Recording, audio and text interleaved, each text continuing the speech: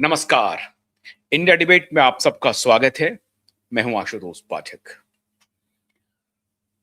2026 का आज पहला दिन है। आपको नए साल की हार्दिक शुभकामनाएं। और साथ ही साथ जैसा कि मैंने पहले बताया था कि आज 1 जनवरी से महाराष्ट्र में बहुत सारी चीजें बदल जाने वाली हैं। पहले तो इस बात की जानकारी हम आपको दे दें कि नए डीजीपी सदानंद दाते साहब ने पदभार संभाल लिया है। मुंबई में महाराष्ट्र के नए डीजीपी नियुक्त हुए हैं और अब जो हमारे विश्वस्त सूत्रों ने जानकारी दी है मित्रों, बहुत चौंकाने वाली जानकारी है।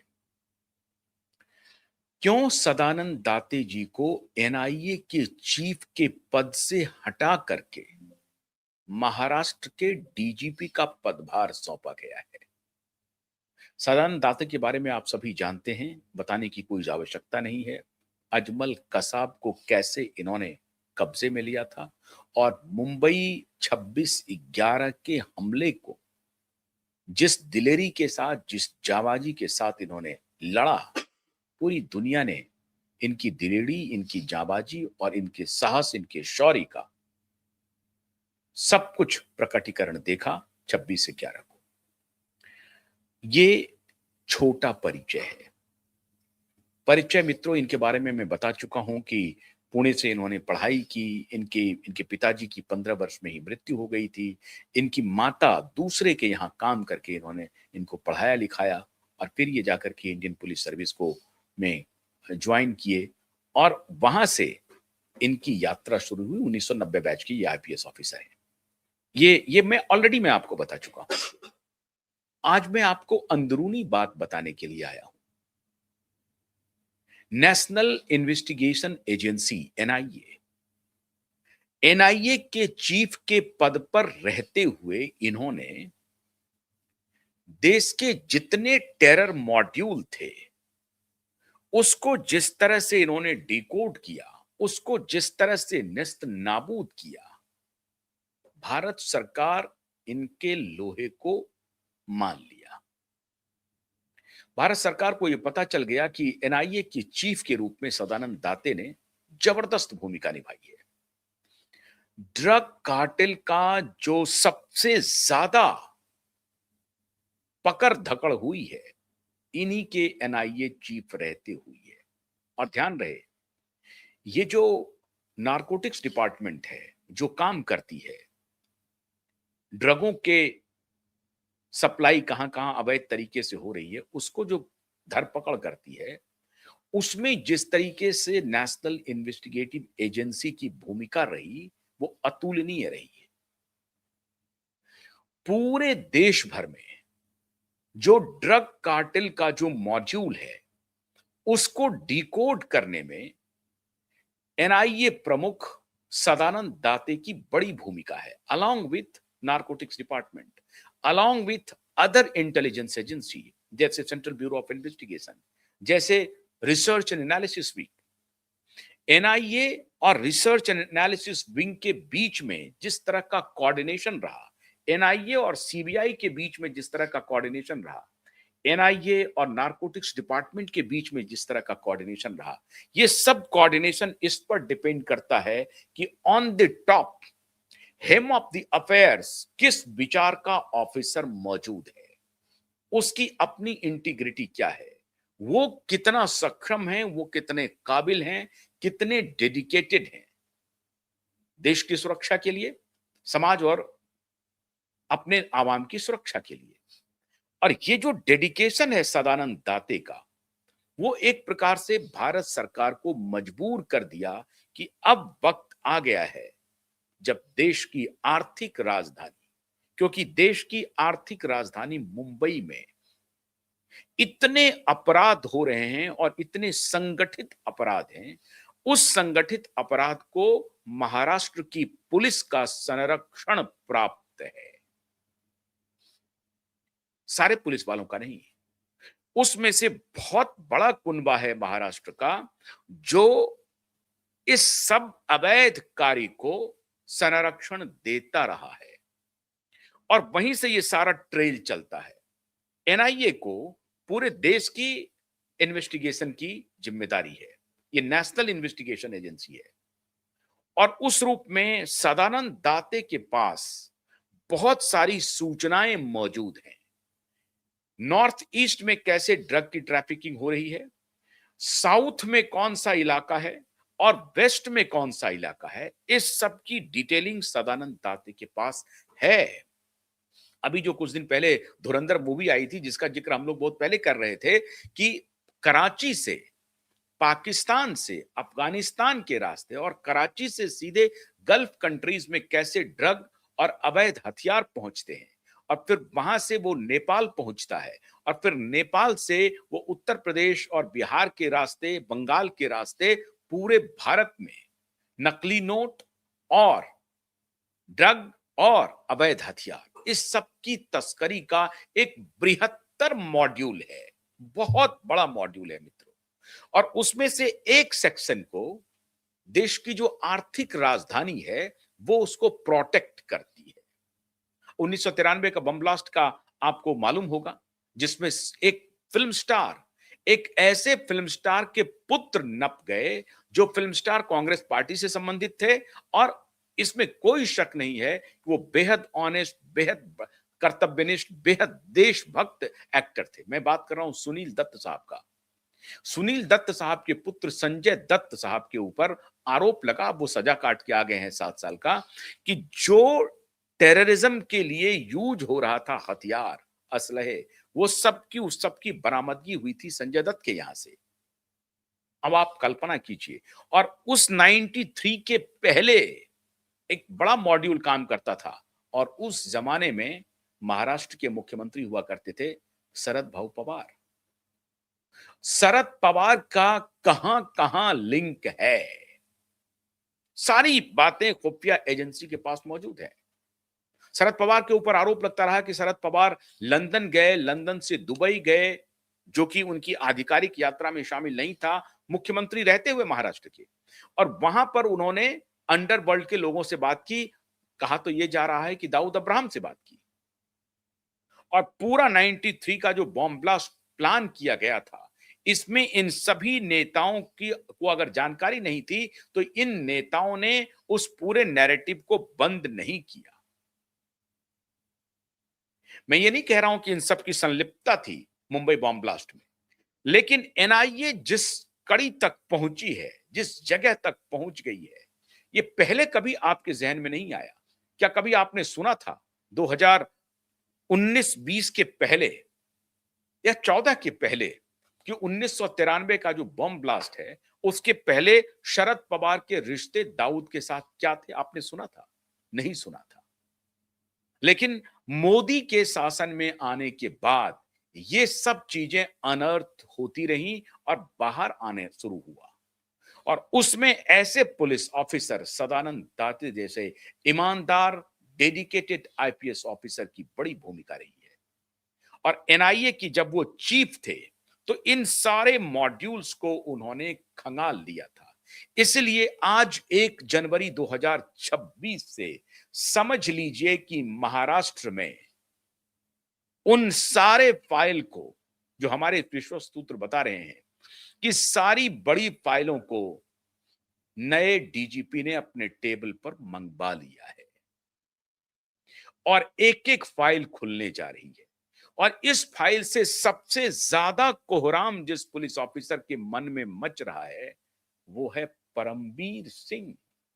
सचिन बाजे, शैलेंद्र नगरकर तो छोटा खिलाड़ी है, लेकिन परमबीर सिंह जो न सिर्फ मुंबई के पूर्व पुलिस कमिश्नर रहे, हालांकि वो डीजी कभी नहीं बन सके, लेकिन एंटी करप्शन के वो मुखिया थे। यही परमबीर सिंह है जो एंटी करप्शन की जब ये मुखिया थे तो इन्होंने अजित पवार जी को 77,000 करोड़ के इरिगेशन स्कैम में क्लीन चिट दिया था। और इसीलिए शरद पवार के भतीजे अजित पवार को कभी भी परमबीर सिंह के खिलाफ कुछ भी बोलते हुए नहीं सुनेंगे। और इसीलिए दिशा के मृत्यु के मामले में भी अजित पवार कभी भी जुबान नहीं खोलते हैं, कभी भी नहीं। आपने कभी भी शरद पवार का कोई बाइट नहीं सुना होगा कि दिशा सालियान की जो मौत हुई है उसकी फेयर ट्रायल होनी चाहिए। कभी सुना है आपने? कभी नहीं सुना है। क्योंकि शरद पवार और अजित पवार को मालूम है कि यह घटना किसने की है, किसके इशारे पर हुई है। और शरद पवार और अजित पवार को यह भी मालूम है कि यह महज एक रेप केस या एक लड़की का ब्रूटल मर्डर नहीं है, बल्कि उसके पीछे बहुत लंबे तार हैं, ड्रग कार्टेल का, अवैध हथियारों का और नकली नोट का, जिसके ऊपर धुरंधर मूवी बनी है। मैंने आपको बताया हुआ है कि धुरंधर मूवी सत्य घटनाओं पर आधारित मूवी है, वो कोई वृत्तचित्र नहीं है। और किस प्रकार से हमारे नेताओं ने हमारे खुफिया एजेंसी के हाथ को बांध करके रखा, इसका भी जिक्र हुआ। आपने देखा होगा धुरंधर मूवी में कि कांधार प्लेन हाईजैक जो हुआ है, उसमें इंटेलिजेंस के ऑफिसर कहते हैं कि थोड़ा हमें वक्त दीजिए, हम इन सारे आतंकवादियों को सल्टा देंगे। लेकिन वक्त नहीं दिया गया। वो खैर वो एक मामला था जिसमें उनको लग रहा था कि जो जिनकी जान फंसी हुई है हाईजैक में, जो फंसे हुए हैं यात्री, उनके परिजन हंगामा कर रहे थे। लेकिन इस सब हंगामे को भी आगे बढ़ाया गया ताकि उनको रिलीज करवाया जा सके। एक पूरा गैंग ये धंधा कर रहा था, क्योंकि उस इंटेलिजेंस ऑफिसर के हवाले से जब ये बात आ रही थी कि हमें थोड़ा सा वक्त दे दीजिए, हम इन्हें खत्म कर देंगे। और आपने फिल्म में देखा होगा कि आर माधवन कैसे वो प्लेन के अंदर जाते हैं और प्लेन में के अंदर जा करके वो सबको कहते हैं कि डरिए मत, आपकी जान सुरक्षित है। मतलब वो लाचार है एक इंटेलिजेंस ऑफिसर आतंकवादियों के हाथों। क्यों? क्योंकि पॉलिटिशियंस जो हैं वो परेशान हैं। पॉलिटिशियन का दबाव बनाया जा रहा है जिस वक्त उस वक्त की जो सरकार थी उनके ऊपर, और सरकारों को मजबूर किया गया कि आप ये काम कीजिए, करना ही पड़ेगा, करवाया गया। आज वो सारे अपोजिशन के भ्रष्ट नेता एक्सपोज हो रहे हैं। शरद पवार और अजित पवार ने आज तक दिशा और सुशांत की मौत के ऊपर एक स्टेटमेंट नहीं दिया कि मुंबई पुलिस को इन्वेस्टिगेशन करनी चाहिए दिशा की और सुशांत की। एक स्टेटमेंट आपने सुना नहीं होगा। और ना ही अजित पवार ने कहा। कभी आपने प्रफुल्ल पटेल का नाम सुना है?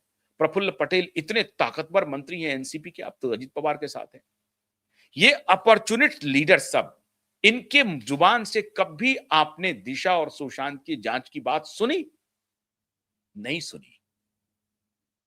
कांग्रेस के किसी नेता का नाम सुना आपने? क्या राहुल गांधी और प्रियंका गांधी ने दिशा और सुशांत की जांच के लिए कभी कोई आवाज उठाई? आज रणथंभौर में वो शादी मना रहे हैं, उनको बड़ी शुभकामना। 2026 उनके लिए शुभ दिन है, उनके घर में शहनाइयां बज रही हैं। लेकिन एक बेटी, एक अबला बेटी जिसका ब्रूटल गैंगरेप हुआ, मर्डर हुआ, उन्होंने आवाज उठाई। ये महमूद प्राचा नाम का एक एडवोकेट है जो अभी कुलदीप सेंगर को रेपिस्ट साबित करने के लिए खामखा कूद गया है। क्या आपने महमूद प्राचा को सुना है सुप्रीम कोर्ट में खड़े होकर के दिशा और सुशांत के केस को उठाने की बात वो कर रहे हैं? सुना है? ये लोग एक बड़े गिरोह का हिस्सा हैं। मैं आपको पूरा, आपको जो रेफरेंस दे रहा हूं उससे आप चीजें स्पष्ट हो जाएंगी कि एनआईए का चीफ महाराष्ट्र का डीजीपी कैसे बना है और क्यों कर बना है। सुप्रीम कोर्ट के एक वकील हैं महमूद प्राचा, आप जानते हैं। अभी कुलदीप सिंह सेंगर के केस में वो लगातार मीडिया में आकर के, उसके बारे में अभी तो योगिता भयाना जो उनके खिलाफ लड़ रही हैं, उन्होंने कहा कि वो खामखा आकर के मुशायरा लूट रहे हैं। महमूद प्राचा, यही महमूद प्राचा है जिन्होंने राम मंदिर के खिलाफ जाकर के अर्जी लगाई थी कि राम मंदिर नहीं बनना चाहिए वहां पर। एक बहुत बड़ा गैंग है जो कंसर्टेड काम कर रहा है पूरे देश भर को डिस्टेबलाइज करने के लिए और अपनी कमाई करने के लिए। मित्रों, बहुत ही सोच समझ करके भारत सरकार ने सदानंद दाते जी को एनआईए से छुटकारा दिला करके महाराष्ट्र का डीजीपी बनाया है, क्योंकि महाराष्ट्र में पूरे भारत के अपराध एक तरफ और मुंबई में जो सरगना अपराध कर रहा है ना, वो अपराध एक तरफ। मिलियंस ऑफ डॉलर का ब्लैक मनी का कारोबार चल रहा है जो मुंबई के फिल्मों में खपाया जा रहा है।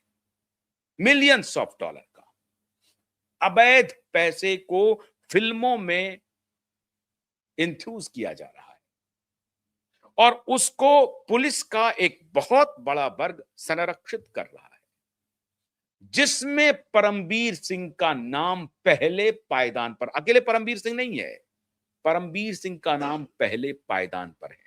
मैंने आपको जिक्र किया था कि परमबीर सिंह जब लीलावती हॉस्पिटल के, अभी भी वो एग्जीक्यूटिव डायरेक्टर हैं, एग्जीक्यूटिव डायरेक्टर रहते हुए किस तरह का उन्होंने काम किया। सैफ अली खान का जो केस हुआ है वो आप सब जानते हैं, मैं कई बार आपको बता चुका हूं, बताने की आवश्यकता नहीं है। परमबीर सिंह आज भी मुंबई में बैठ करके एक बड़ा सरगना चला रहा है।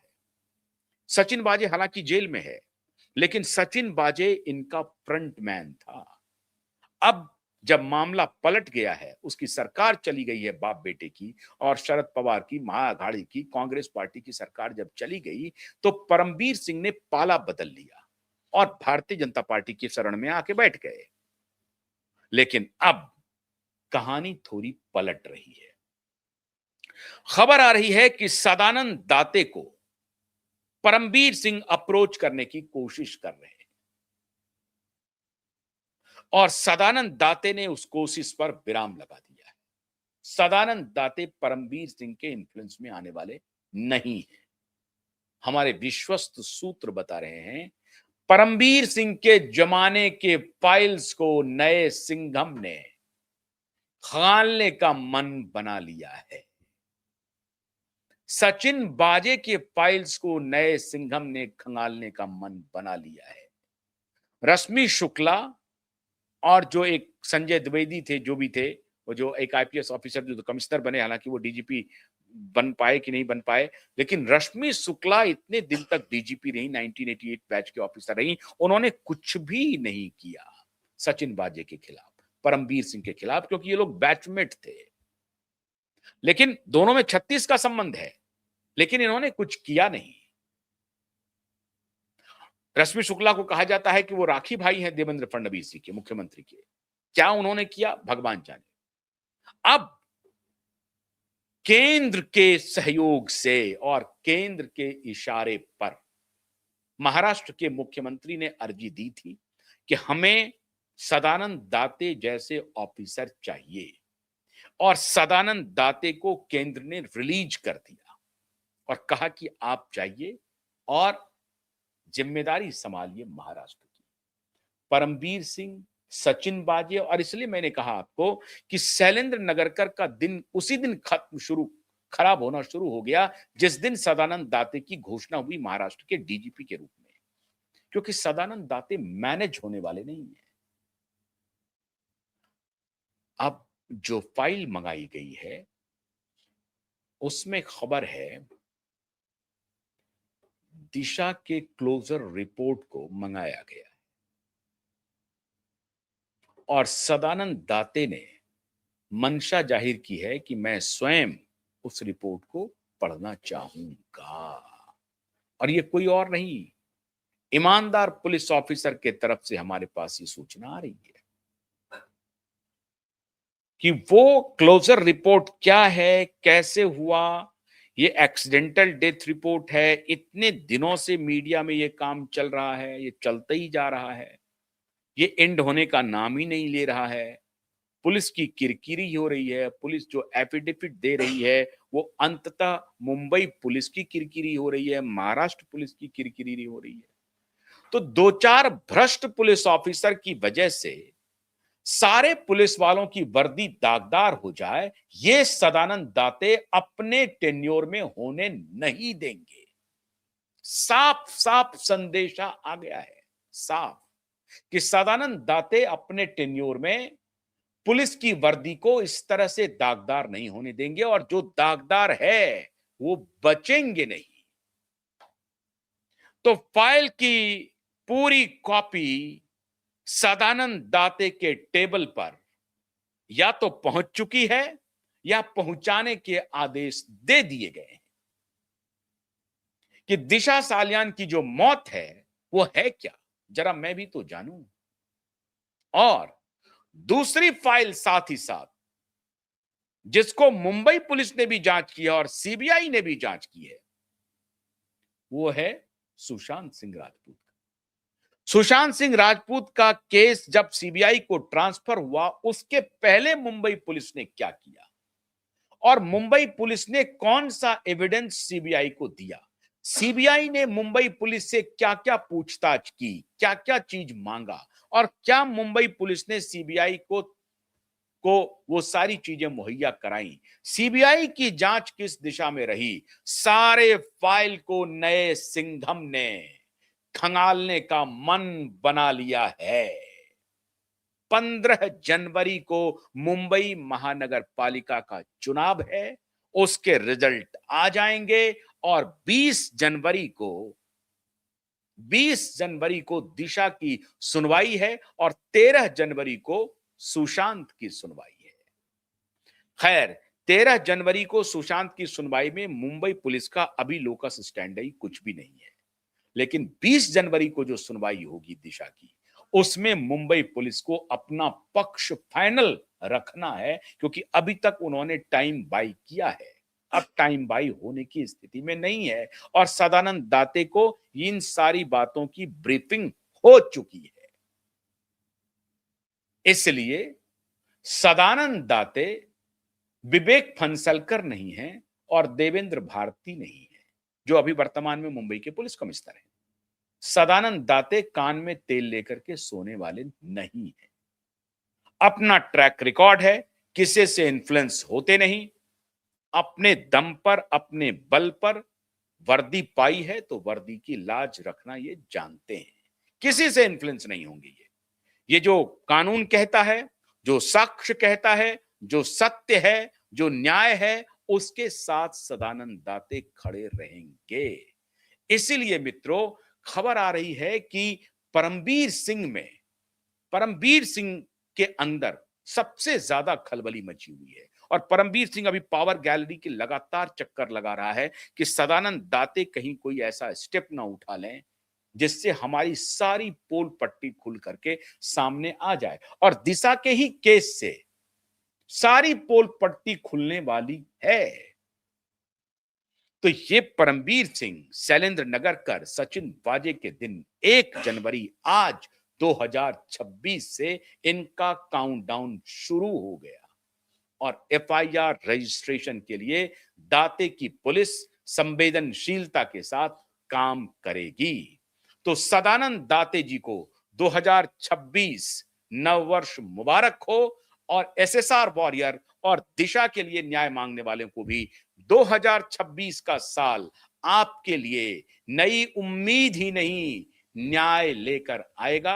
आज से उसकी शुरुआत हो गई है, काउंटडाउन शुरू है। बहुत बहुत शुक्रिया, नमस्कार।